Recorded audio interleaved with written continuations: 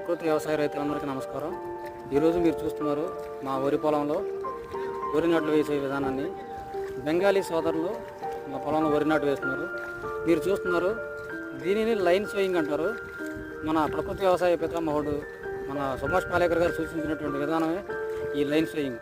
అంటే స్త్రీ వరి విధానంలో దీన్ని ఊడ్చడం అంటారు. ఈ విధంగా ఊడ్చడం వల్ల మనకి వరి మొక్కకి గాలి వెలుతురు ప్రసరించి ఎక్కువగా వరిలో అధిక పిలకలు రావడానికి అవకాశం ఉంటుంది.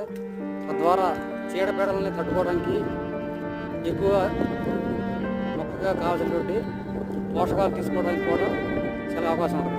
ఈ విధంగా ప్రతి ఒక్కరు లైన్ సోయింగ్ పద్ధతిని అంటే వరుస క్రమంలో ఊడ్చే విధానాన్ని అవలంబించితే ప్రకృతి వ్యవసాయంలో మనకు కావాల్సినటువంటి తక్కువ పెట్టుబడితో మనం ఎక్కువ అధిక దిగుబడిని తీసుకోవడం కూడా అవకాశం ఉంటుంది. లేదా ప్రకృతి వైపరీత్యాల